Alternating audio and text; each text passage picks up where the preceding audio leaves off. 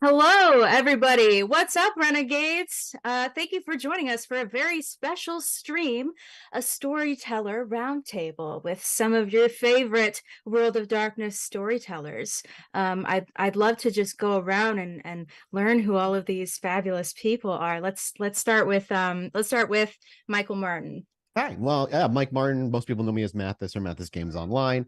In the World of Darkness world, I've got kind of two primary shows going. I've got a Shadows of Sybil, which is the final of 3 seasons of a VTM 5th edition game we've had going over on initially the Roll For It channel, then over to our other channel, which is Pod by Night, which hosts our other vampire show, which was Cracked Crown, that we are running through seasons we're in the middle of right now, which picks back up in November.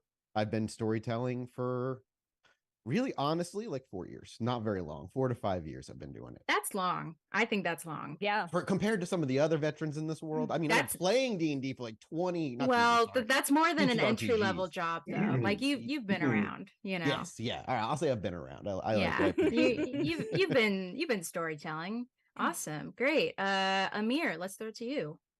Hello, everyone. I'm Amir Hamzah, also known as Dimples and Dice around the internet. You probably seen me in vampire stuff over on Rolling These 20s, Philly by Night, or a storyteller for several seasons over there. That's all up on YouTube. And now I'm working on a werewolf game over that way. So you can catch that sometime soon. That's exciting. All right, Tracie. Hello, everybody. I'm Tracie. I go by Miss Magitek on the internet, and I'm also more of a longtime player and more neonate, I consider, storyteller. I have been playing, specifically, actually, funny, this is actually a quick little fun story. I have been playing with Mathis as my storyteller for many years, so he's kind of like the elder vampire and bestowing his knowledge onto me, a neonate, as a storyteller. So it's like a generation has passed the baton onto me, and now I am a storyteller. I run Vampire the Masquerade and Hunter the Reckoning on my channel, twitch.tv/MandyRPG, and had a lot of fun with it, honestly. Awesome. And now I'm hooked. Yeah, I can tell you're all vamped out. You look great. Yes. Yeah, and then next, the man who needs no introduction, but I'll let him do an introduction anyway, so he feels included. Mr. Jason Carl, would you please stand up in front of the class? I mean, not literally, no, but hello, good evening. I'm Jason Carl. I'm the brand marketing manager at World of Darkness, which includes Vampire the Masquerade, Hunter the Reckoning, Werewolf the Apocalypse, and who knows what else in the future.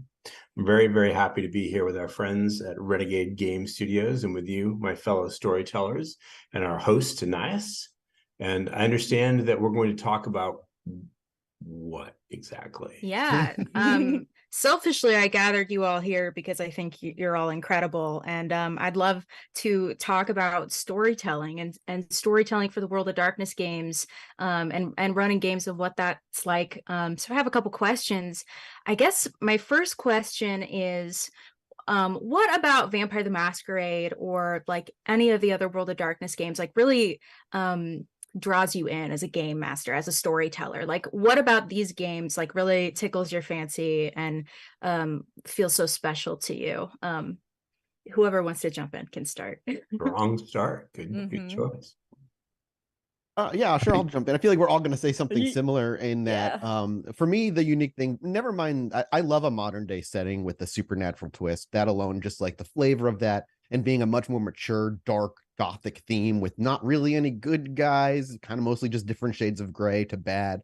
But really, I think the tools of World of Darkness specifically, I love telling stories that strike to the human part of it all. The horror of being human, the good and the bad of it all.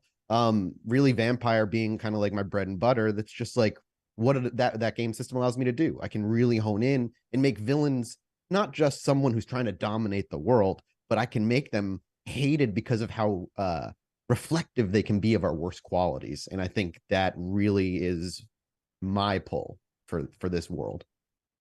Yeah, +1 to that, and just in general, like the way the game is set up and the way the character sheets are and everything, it's set up to playing to things like touchstones, clinging to that humanity. I just think that it's just so story driven, and the stories that you tell, and you can just tell such like compelling stories and create characters that you just become so attached to.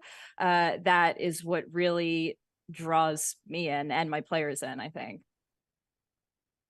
Yeah, I mean, so I don't repeat the things you all said. I'd say I'm a lazy world builder. And so being able to go out into a real world place and pull up all of the history and the rich things that come from the places you're in or places you've seen and bring that into a game, it was really compelling to me to bring the politics of a neighborhood I know and take a twist on that and make that a little bit darker and more sinister in a lot of ways, and seeing how people react.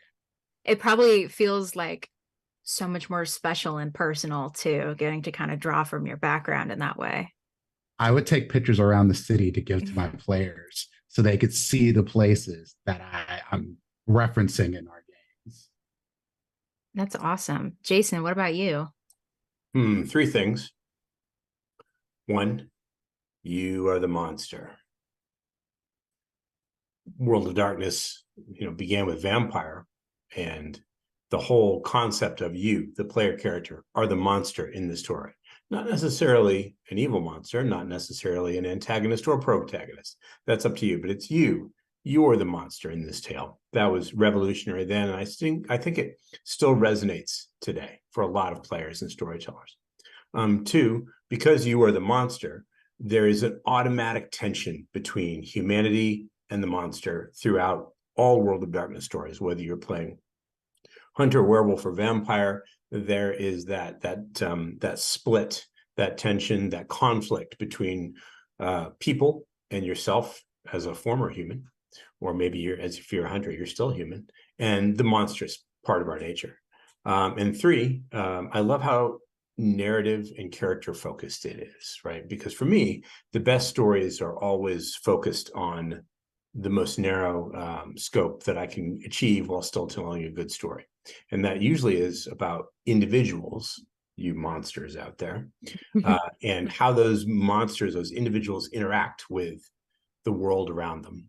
And that was probably a longer answer than you wanted. No, I mean, that was great. I think it draws into a lot of questions of like, what does it mean to be a monster? And what does it mean to be a human, right? So the system obviously serves that really well. Amir, you mentioned that you called yourself a lazy GM. Your words. Of looking up places and stuff. I'd love to ask you all, like, what kind of storyteller are you? There's a lot of debate in online communities as to how much prep should a game master or storyteller do, and like how much is too much, and how do you even prep? A lot of people will just improv on the fly a lot of stuff. So I'd love to ask that question. And Amir, I'd like to start with you. I could start. It depends on what you consider prep. Because I am a huge movie buff and I read boatloads of books. I'm always reading. So I'll pull references for basically everything that ends up in my game. If you pay enough attention, you're like, didn't I see that in a film? Or didn't I read about this in a book? And I'm like, yeah, probably. So if you consider that prep, I do a ton of it. If you consider like how much I write into a game about that, I don't do any of that. I mostly make up everything on the spot. I have bullet points. I am the bullet point GM.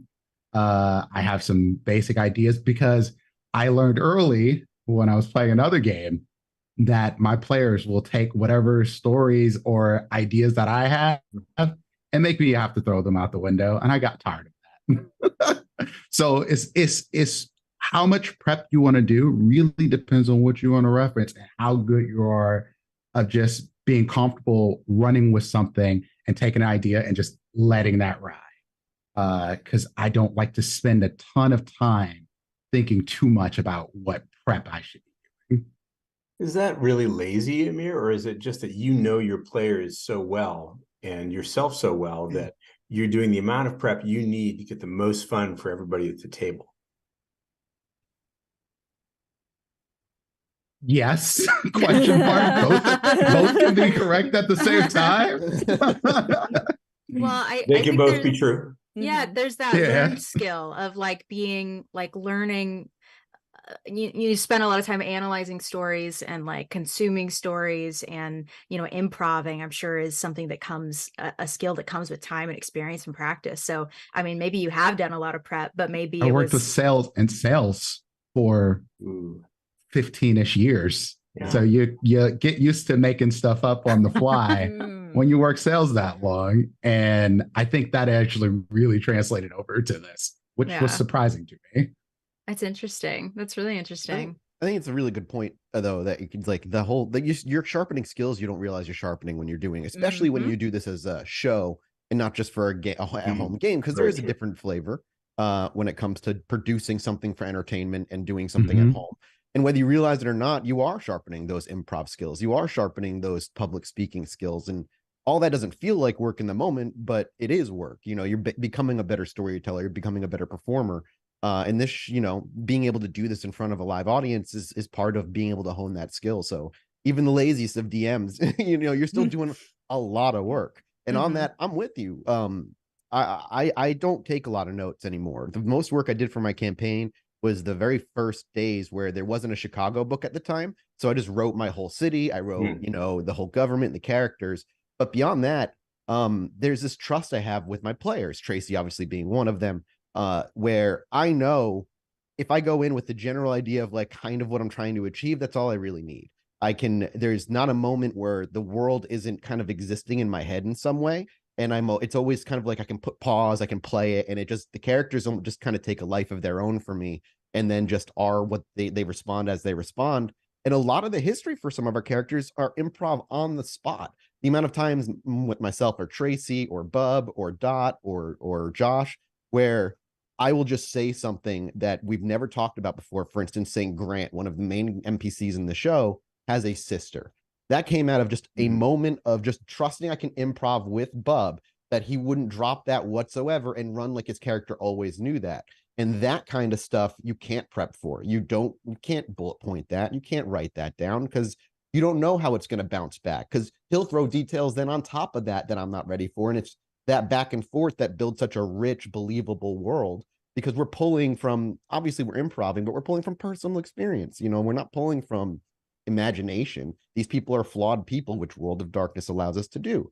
Not to babble too long and kind of take the spotlight, but I just like, you made a great point with the improvisation and the non-prep, and I'm with you. I don't take notes. There's no point anymore for me with the players that I have. I trust the players that I have. Yeah, for sure. Yeah, sure. And like, I trust myself where like the world is alive in my mind. I can always kind of just jump back in no matter how much time has passed, and it's all right there ready for me. Yeah. I love this because I'm actually kind of the opposite. And I like that we have like a bit of like varying there's no here. wrong way to do it. And it's true. Everybody's a different DM. It depends on the person. And this is just me in my life. I'm like a hyper organized, like I'm a note taker in our game, in like every game. I'm the note taker. But I'm also like the planner. I use a physical planner for my life and everything. So I also like to plan out my games and my stories, not to like a super like hyper or like granular degree. I do like kind of just some general stuff, but I do find it helps me personally. And like for a hunter game, for example, I definitely did a lot of prep for that one, because that was more of a solving like a mystery kind of thing, and you definitely have to prep for stories like that. To like, I placed a lot of red herrings in front of them and things like that, so you have to make sure that like the story is making sense and you're not like they don't find so that I like. I do find the prep very useful, but I will say some of my favorite moments when I've been telling my stories are some of the improv moments that you come up on the spot. Like something just felt right in the moment, and I like you just kind of introduced that into the story, and it really like made the story a lot more interesting. So I definitely +1 to all of like the improv and not always having to prep every big moment that happens in your story. I don't prep everything, but I think of it as prepping to improv. So I know I'm going to have to improvise. The players I play with, whether it's in a home game or on an actual play, I know will have their own improvisational energy that I will need to bounce off of in the moment. But I like to prep enough that I'm ready to do that. And I feel that I guess of the axis we have here, I'm more on Tracie's side. I love to prep. For me, it's some of the most fun is imagining what could happen and giving myself just enough information to be ready for it in case it does. Maybe it won't, but if it did, I'm ready. I also have a terrible short-term memory, always have.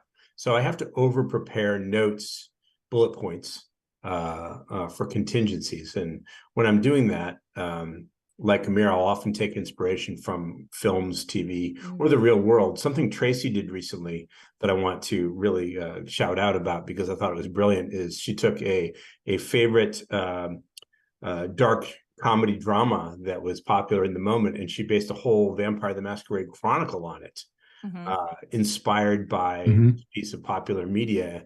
And I don't know how much you prepped for that, but the detail of the lineages and the family trees was a lot of fun to watch. And I don't know if that was just your players in the moment riffing off what you gave them, or if that was all developed. But that was a great example, I think, of all these techniques coming together. Yeah. That was a lot of fun to watch them really go. Yeah, I know. And it is a little bit of column A, a little bit of column B. Like my players outside will talk about like the family dynamic and like how that would, but then in the moment, they also just like came up with stuff about how like one of the siblings was, you know, how they would fight or like how they grew up together. So it's like, yeah, it's really cool to see that actually. Amir, when you're lazy prepping, how do you, and you know, you're improvising in the moment, do you take notes as you're storytelling, you know, furiously note take based on what new information is created at the table? I'm actually Is your memory that good at keeping that sort of stuff? Because I'll put it like this: my players dismiss things that they don't care about, and so that would never happen. I'm quickly able to get the vibe of what stuff is actually working for them. Those are the things I write down. I like, because I know the stuff that they don't care about, they'll go past it. And so I've noticed this in my games. So Mike did a good example of like an NPC. I made up an NPC that ended up being one of the most important characters in all of the series, just on a spot. And they were like, all right, I love this character. And I'm like, all right, well, I guess this character has to get fleshed out a little bit. That's the kind of stuff I prep sort of, because then I'm like, okay, well, they like this character. Let me add some more details to them to give them a little bit. Cause all I had was this one note and maybe a personality trait. So it's a little bit of note taking, particularly to flesh out places or a character that people latch onto. But outside of that, I'm pretty good at just keeping a good memory. And I'm a smart person who uses those folks in my games who take really, really good notes. And I have them do recaps. Because recaps are trigger memories for me. I know all the things. And I have been lucky enough to end up with a player like Tracie in every single game that I've ever run. Yes. It's so funny too. Well, that's great too, because you know those note takers, they love to brag about how good their notes are and recall everything. You are so right. And one of my favorite things ever is knowing there are certain days where Tracie's notes are a single thing written repeatedly in scribbles, and she knows nothing else about what happened that whole session because she got lost in the whole fucking emotion of it all. Yeah, that's awesome. That's so funny. Yeah, that's a pretty good segue into one of my other questions. We've kind of like bounced around it a little bit, but like what really is the difference for each of you of GMing for a home game versus GMing on in front of an audience, either podcast or actual play or live, you know, stuff like that. Whoever wants to kick that off. Let's do Jason Carl, since you know he's got quite the extensive catalog of AP. The answer may not be as interesting as you thought it would be, because the answer is really not a lot of difference. I tend to run, you know, I don't have any formal training of any kind as an actor or anything. And so I came to actual play storytelling based on what I had done in my life before. So I just took my home game techniques, a lot of LARP techniques, because I do love live action role playing as well, and I brought them to actual play, to the point where I think you could say that what we do on things like New York by Night and LA by Night is almost more LARP top than strict tabletop. Sure. Yeah. And I run my home games exactly the same way. I haven't really varied the technique between the two. The difference, of course, is that when you're running an actual play, there is, a third participant, and that is, your audience. There are people there who came to see it. And I mean, I'm just so grateful for that, because they could do anything. They could spend their time anywhere. They could go do anything they wanted. They choose to spend their time with us.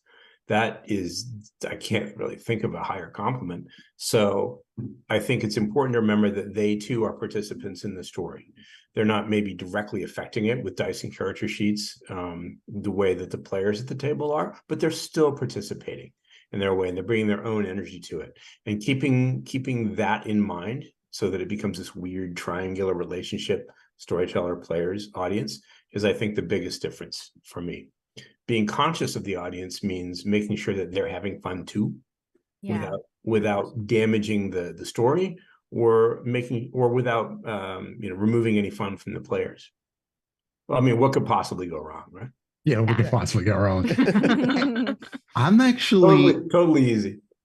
I have actually run only one offline game. I've only run one home game. No kidding. Of all of my games. My first game that I ever ran was on Twitch. Wow. So I've done it all in front of an audience for the most part.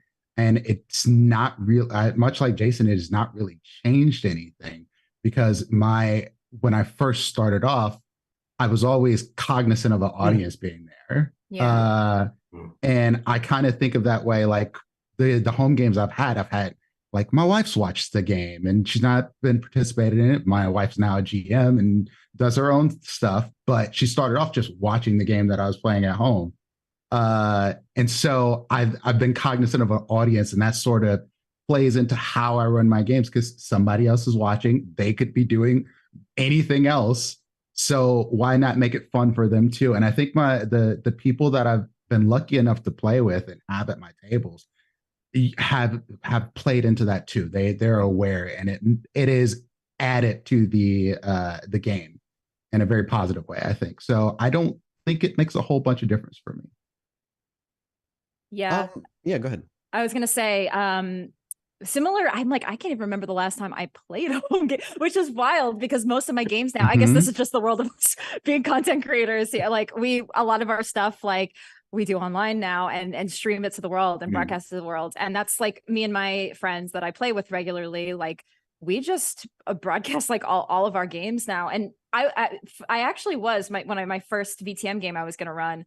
I was a little intimidated to stream it because I was still a new storyteller. I wasn't super confident in myself. But we decided to stream it, and it ended up being really great. But it definitely, there can be an intimidation factor too that comes with, like, broadcasting your game and putting your story out to the world. Even if you get even it doesn't matter how many viewers, 1 or 200, like, it's still very intimidating to share your story with the world. So that can be, a whole level of, like, pressure in and of itself. So that to me is, like, the big difference between, like, a home game where you still want to tell a great story, but it's a little less pressure, rather than broadcasting it to an audience.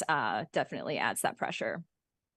I think doing streaming games has made me a better at home DM, just because I've just built this muscle memory of just really trying to paint a picture in the individual's mind. Because like Jason said, the viewers are the kind of like the third, fourth, or fifth player. You're trying to get your players to fall in love with the story, of course, and their own characters. But then you need to make sure that you're getting the viewers or listeners to also, you're hopefully presenting these people in a way that they also fall in love with these characters, and you're writing in them situations and creating a story where they can empathize and care and get hooked on these people for all their flaws and all their problems, for good and bad.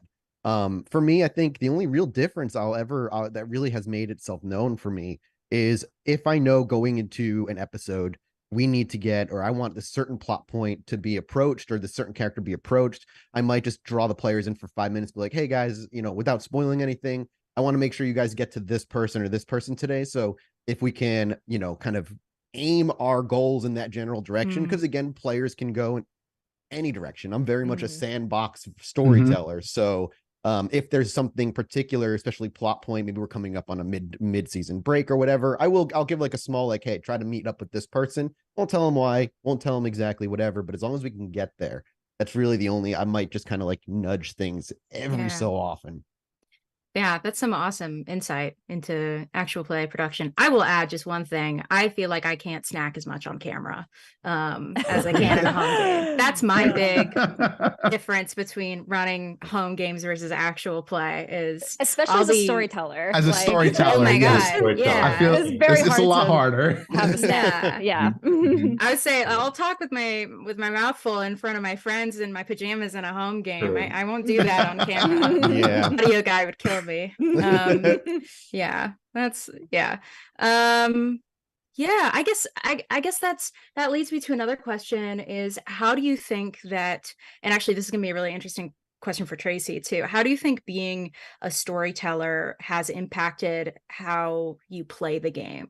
Like, because I find that it's changed a lot for me, the way that I play once I started GMing. So I've never played Vampire. You've never played? I've only been forever ST. a storyteller. Yeah. Oh my gosh, we're playing a game. Yeah. I'll run a game for you. Yeah, You jumped in as ST from our little 6 World of Darkness episodes, and then I bet that's where I've been the whole time. Oh my gosh, Wow. I didn't know that. Well, we'll skip Mike. Yeah, exactly. I'm easy. I'm just getting out of the way now. Let's start with Tracie because I am really interested to hear your take on this. How has it changed? Knowing the mechanics better. It's actually like, oh, by the way, a hunger frenzy, the difficulty, if you're at hunger 5, I was like, well, actually the difficulty, like things I probably didn't, I wasn't as paying attention to as a player in my early days of playing Vampire the Masquerade specifically. I now am much more aware of the rules for diablerie and things like that I didn't previously really pay attention to. So yes, knowing the rules better, that's helped me a lot. I'm curious if any of the other play. Storytellers. I remember the last time I played anything. Oh my gosh! Wow. I've been a player quite a bit. I think I am patient in a way that I don't know if I would have been if I had not been a GM. Because like you can see sometimes where a GM is going, and it'll kind of help you to, all right, your storytelling, that's where you're trying to take us. Okay, I can follow that along. Otherwise, I'd have like the piece of candy sort of player attitude. I think it's really helped me to follow along in a way that feels natural, not like I'm forcing it for characters, but also make me build characters or for games that fit in a certain way for a story. Like once a GM has explained like the background of the game, I'm like, okay, I have an idea particularly for what you're trying to put down. And that's the kind of character I'm going to run. So your storytelling is going to be top notch because I'm going to help you make it that way. Yeah, definitely. I'm with you. Like you want to be the star player a little bit and help the GM as much as possible. Jason, have you ever been a player? Or have you been storytelling for 300 years and only storytelling? There was this game about 320 years ago. I remember being a player once. No, actually, I played a great tabletop game. It was was it last summer? Yeah, it was last summer. My friend Todd Stashwick invited myself and some friends over to play a one night, just a one shot. And I think that what I brought from storytelling was something that Amir mentioned, and that was buy-in, right? You're going to buy into the premise. The storyteller cares enough to create this evening, this setup for you. You're going to make a character that fits. And the second thing I think I brought was being much more aware of what I call the ball. The spotlight, the moment. You get the ball passed to you by another player or by the storyteller, by the GM. It's on you to do something interesting and fun with the ball and then hand it to the next player so that they can have the ball too. You don't think about it as much as the storyteller because the rhythms become ingrained. The story beats sort of become part of your, who you are, how you tell the story. But when you're a player, you think a little bit more consciously about them sometimes, I think. And that really helped me. Yeah. Yeah, that's awesome insight. Wisdom for all of you in the chat to take with you. So 320 years ago, and then last summer. And that's pretty much it. Very important. That's pretty much it. Great. Well, I have a question. So, Amir, Jason, and I were talking the other day about anxiety and storytelling, and how a lot of folks feel really anxious or nervous to run games for the first time. You know, maybe they've spent a lot of time playing, or maybe they haven't at all, and they just don't have any friends to run games for them. So my question for all of you is, were you nervous running your first game, whenever that was, or were you confident in it? And if you were nervous, like, what coping mechanisms did you have, and how did you kind of overcome that? Whoever wants to start. Can I just say I didn't? Okay. Yeah. You were before the show goes live every week, I have a pit in my stomach. I'm horribly nervous. I'm like, I'm going to screw it up. It's going to be a boring episode. And then I'll walk away from some episodes where people were like, that was my favorite episode. And I'll be like, that was terrible. I didn't do this one. You know, like, it never really goes away. No, I get it. At some point, you just kind of I just kind of have to trust that my brain is going to do the right thing. And every time we've done it, we've made it this far. People are still watching. So something is clearly going right. Yeah, I think that's important to hear, because so many people look up to these amazing storytellers and game masters in actual play, and they think that they're just super confident rock stars of tabletop. But I mean, it's great to hear. I mean, it's not great that you're nervous, but it's great to hear that, like, it's a very human reaction. It's a very human thing to feel anxious before running a game for your friends or in front of an audience. It's okay to be nervous. I'm nervous every time the camera goes on. I'm always certain this is the moment. This is the episode where you really blow it. Everybody realizes you were just making it up all along. Making it up. I have no idea where this story is going, which happens sometimes. But it's okay to feel nervous. It's perfectly normal, as you said, Anais. It's an absolutely normal human feeling to have. I think communication always has to be the key for easing that anxiety. Talk with your players, talk with your audience. If you're doing it on an actual play on a streaming channel, your audience would love to tell you what they think. They love to give feedback, and ask them what worked for them, what didn't work for them, and use that whenever you do storytelling and GMing to help yourself feel less nervous. Okay, this didn't work last time, but this worked great. Try that. But I think communication with your players is paramount. Talk about being nervous. Admit it. Feel free to discuss it as though it's a valid emotion. And I think you'll find that everybody else is nervous too. Yeah.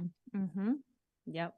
I was going to talk a little bit just on, like, nervousness in general about storytelling, because that was something I had to overcome, just general, like, anxiety about being a storyteller.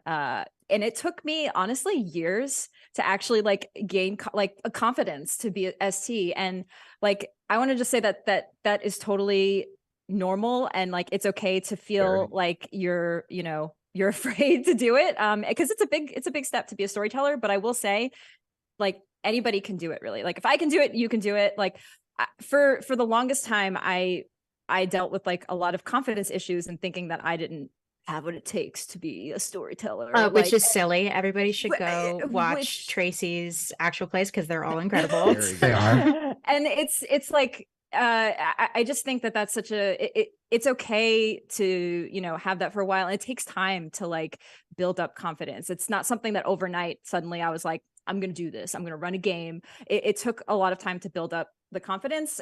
So I just also say, like, just be kind to yourself, because we all deal with, like, these, like, confidence issues and anxiety sometimes, and, like, imposter syndrome, all of these things that come in. And I think especially with having so many awesome other actual plays out there that a lot of people watch and get inspired by, and you sometimes have certain storytellers that you really look up to, and you're like, well, I'm never going to be a Jason Carl, so I can't do it, like, and it's like, I mean, I hope not. Maybe in 300 years. Yeah. And it's like you don't have to always, like, put yourself up to like on a pit, like I have to be like this person. Like just be your own storyteller. Like really. And it's easier said than done though. And I understand that is sometimes it takes time. So just be kind to yourself. And if you're having similar feelings to me where you have those confidence or anxieties, you can do it. I believe in you. So you really can. And as long as everybody came away from the table having fun, you win. You did it right. You win. Yeah. If all that there matters. is a right way to do it, which I'm not convinced about. The only way to win a collaborative storytelling game is to have fun. That's all that matters. Amir, have you experienced anxiety or like oh what do my you do God. to cope? Well, I set myself up for anxiety when I started my game. My first game was started live. It was during the pandemic, like the early aughts of it. And my game premise was vampires were being yoked up to be used as a vaccine. Wow. And I was like, so my game's jumping straight into this heavy topic that's happening in the real world right now. I don't know if anyone's going to watch it, but when I brought this premise up to my players, they were like, that sounds amazing. I want to be part of that. And I'm like, are you sure? Because I think I'm a madman. And they're like, no, this is amazing. Let's do it. And then when I put it out to the audience had a good reception to it. And Jason brought this up, which was random, but it was funny because I asked the audience, I was like, hey, is this content something I should pivot away from? Or do y'all want to keep watching this? And they were like, no, keep going with what you're doing. This is great. I want to see where this goes. That helped me build my confidence on it. But it was really the buy-in from the rest of my players that really helped me to keep going and doing it. And I think the thing that really helped was to keep doing it. I didn't bail. Like I was tempted to, because that's what anxiety will make you do. You're like, I should probably not do this. I don't know if I should do it live. But I was like, week after week after week of that repetition, it was like, okay, this is easier. I'm less nervous. I still get that feeling right before the camera goes on, but I'm getting better at it. I'm getting more confident. And I think like Tracie said, like, don't overthink it. Be okay with that feeling and be kind to yourself, because it is okay to feel that, and then just keep going, because it'll be less and less and it'll be easier and easier every time you do it. Yeah. It sounds like you just jumped into the pool a little bit, thrown into the deep end. But yeah, that exposure therapy is how you get over anxiety. Yep. Especially if you're anxiously triggered by a specific thing, like being, performance anxiety, being in front of people. So that's really interesting to hear. Yeah, I guess great segue, Amir. You really set me up. So Vampire and other World of Darkness games covers a lot of topics that might be difficult or really close to reality in certain ways, and can be kind of dark and difficult to swallow. So how do you, as storytellers, make your players feel more comfortable at the table before diving into such dark storylines? Right out the gate, I'll say, before we start any show, we always sit down and we make clear where the boundaries are. What storylines, what story beats, what kind of just topics are absolute no-goes, what is okay, but might be a little tough, what is completely okay. And once you have that set down, especially if you're on you're doing a show online, having a very basic system in place to be able to quickly cut away. If somebody's uncomfortable, you see a certain thing in chat that's code for whatever, we'll go to break, we'll be back in 5 minutes, and we'll figure out what's going on. It's the baseline of everything, right? Communication and trust with the people you're playing, and making sure there's an open door of communication between what's okay and what's not, because we have tackled some difficult, terribly dark things on SOS in particular. Season 2 was just ripe with tears and tragedy and trauma. The whole thing with Bub's character losing his son, that wasn't planned, and it was just a very deep, dark thing. But all that stuff was talked about, okayed first, before we went through to any of that stuff. Yep. Yeah, I think World of Darkness storytelling, because again, it is in a world of darkness, more than every game should have obviously proper safety tools and session zeros and things like that. But I definitely think checking in regularly between sessions, making sure players are all good. That is very important too. So it's not just like all right, we talked once, and so we're good. We got everything covered. Let's move on. No, you have to you have to regularly check in, and that's really important. And it is definitely a communication and trust thing. You have to just make sure, and sometimes it can be hard, like after a session, sometimes it takes time to process things that happen in a game, because it can be really heavy, and like that bleed over people, can happen, people are usually tired after a session, so you kind of like, all right, we just role played for 3 hours, like we need to get some snacks and take a break. So sometimes it takes time to process, so it's good to check in maybe later in the week or before the next game, like right before, like, hey, like we covered some heavy stuff, is everybody good? And so regular check-ins, not just like a one and done kind of check-in. It's important. Yeah, I mean, my game went on for 5 seasons, and those lines and veils that we started off with changed over that time. Like, because we're 2 years into a game, people have dealt with all kinds of stuff since then. And I think since, we're playing games that are based in a fantasy version of a real world, those things can get real close, right? Like, people will feel those things. You're playing characters like that Jason said are monsters, and that's the duality that you're dealing with constantly. And I think that check-in thing is really good, but we made a culture of checking in at my table. Like, all the players checked in on each other. Like, it wasn't only on a person to check in with people, but everybody's checking in with each other throughout the games. Like, I'd see my Zoom chat light up, and they're like, okay, these people are checking on each other. They're like, is this good? And it's happening during the game. And I mean, like I said, I've seen tears. I've seen people have to walk away from the table before, and they're like, no, this is good. I just need a minute. Like, and that's the kind of thing, like, you kind of want to happen in some of these games, because it's real in a way that's good for both the people watching and the people who are playing. It lets them get to deal with some stuff that maybe they don't want to touch in real life, but and this is a safe setting, and that's very important to, I think, running these heavy games, is to make sure that everybody there is able to take care of each other.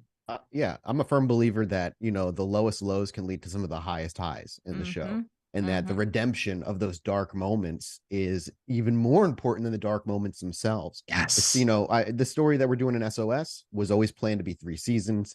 Season 2 was, from, my mind, the dark season, the one where, like, they're no longer fledglings, they're now neonates attempting to climb the ladder, and a lot of tragedy happens when you're trying to grab power.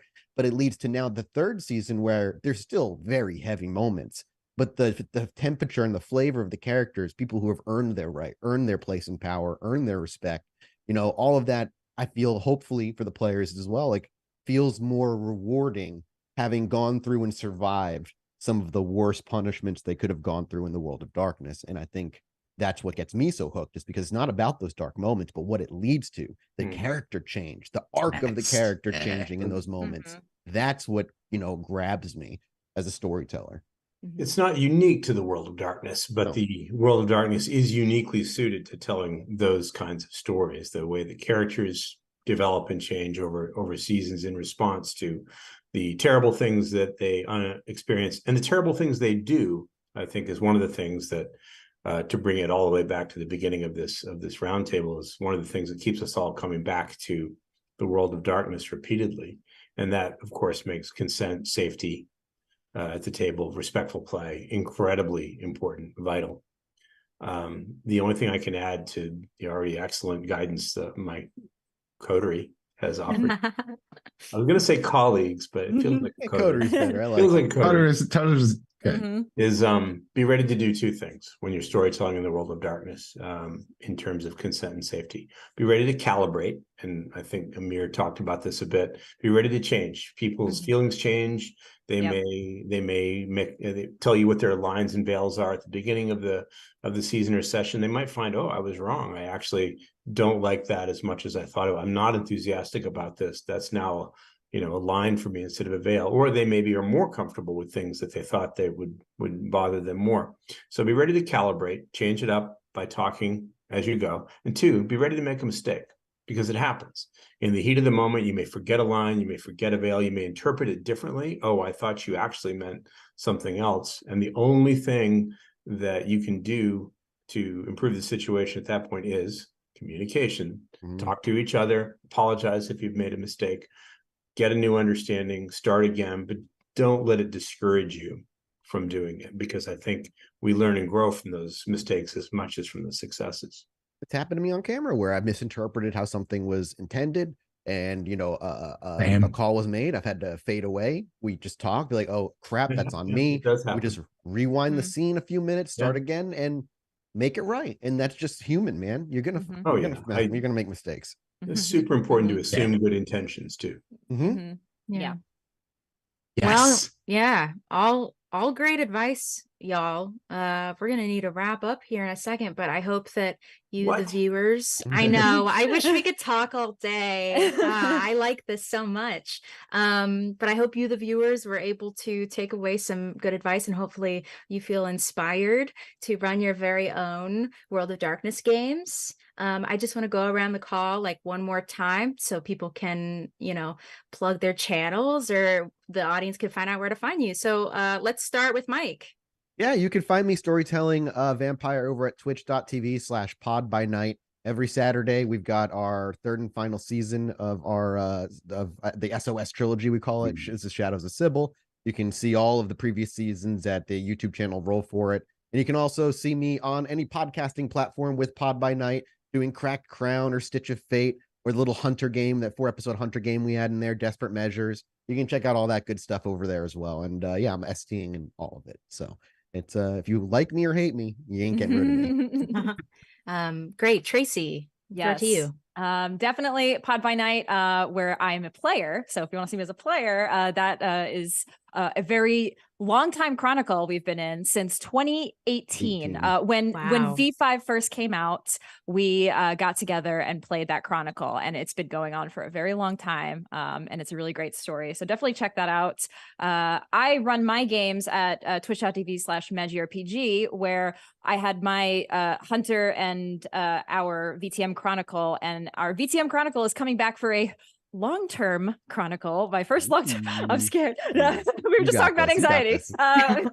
No pressure. That's coming back this month. October 27th is when we will be returning, and I will be taking the ST seat again and in Vampire the Masquerade. So I'm actually so excited for it. I say I'm nervous, but I cannot wait to be back. Well, they're siblings. Yes, excited. It's the good anxiety when you're exactly. So that's that's me. All right, Amir. Yes, you can catch me over on twitch.tv/dimplesndice. That is where I do most of my games at, but you can find all of my Vampire the Masquerade stuff and my upcoming werewolf game over on YouTube at Rollin' D's 20s. That is my sister station. I'm the co-founder over there. That is where a lot of the World of Darkness stuff is happening, but there'll be some charity games in the future. Keep an eye on my socials. I'm Dimples and Dice everywhere. You'll see some more vampire goodness for sure. All right. And lastly, the man, the myth, the legend, the eldritch being of darkness himself. I mean, Jason. that would be really cool, actually. Right? Arrange that'd be great. So you can find me. I'm easy to stalk. You can find me on all the platforms as Vampires in Vino. The next thing that you will see me in are 2 Vampire the Masquerade streams: Seattle by Night, which we are bringing to you soon with our friends at Penny Arcade. And of course, New York by Night will return soon at a dramatically appropriate moment. Oh, the drama. I love it. All right. Well, thank you all for tuning in to the Storyteller Roundtable. Make sure to tune into the other Renegade Con streams we have coming up. There's a ton of them. We'll have them linked in the chat so you can see the full schedule. Right after this, you can join me and Lila Mev. Lila Mev is an incredible mini painter, and she'll be walking us through some painting some G.I. Joe Mission Critical minis. So make sure to stay tuned for that. But until then, thank you all for joining us, and we'll see you soon. Bye. Thanks, everybody.